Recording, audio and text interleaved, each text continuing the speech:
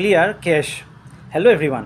আমি যেতিয়া এপ এটা ইউজ কৰোঁ তাত একেবাৰে টেম্পৰেৰী মেমৰি কিছুমান ইউজ হৈ থাকে, তো যাক আমি কেশ বুলি কওঁ।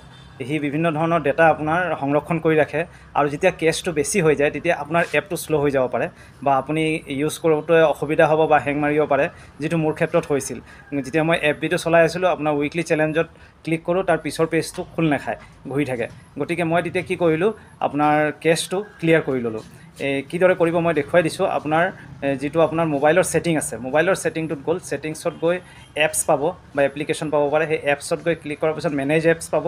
মেনেজ এপৰ একেবাৰে তলত চাব ৰাইট চাইডে ক্লিন বা ক্লিয়াৰ পালে আপুনি তাতে ক্লিক কৰাৰ পাছত দুটা অপশ্যন পাব। এটা হ'ল আপোনাৰ ক্লিয়াৰ অল ডেটা, আৰু তলত আছে ক্লিয়াৰ কেছ। ক্লিয়াৰ কেছ কৰি ল'লে আপোনাৰ ধুনীয়াকৈ আকৌ আপুনি এপটো চলাব পাৰিব অলপ ডেটা। কিন্তু কিছুমান এপত কি হয়, আপোনাৰ ইমানে ডেটা খাই থাকে, ইমানে ডেটা ইউজ হৈ থাকে, কেতিয়াবা ক্লিয়াৰ অল ডেটা কৰিব লগা হয়।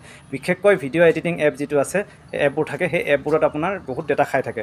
মই এইদৰে ক্লিয়াৰ কৰি লৈছিলোঁ। কেতিয়াবা 6 GB 7 GB লৈকে আপোনাৰ ইউজ কৰি থাকে। গতিকে আপুনি ক্লিয়াৰ অল ডেটা কৰি ল'লে, আকৌ নতুনকৈ আপুনি আৰম্ভ কৰিলে আপোনাৰ স্পেচটো অলপমান বাচি থাকিলে মোবাইলত, আৰু মোবাইলটো চলিব ধুনীয়াকৈ, আৰু এপবোৰো ইউজ কৰোঁতে সুবিধা হয় যেতিয়া তাত স্পেচটো অলপ কমকৈ খাই থাকে।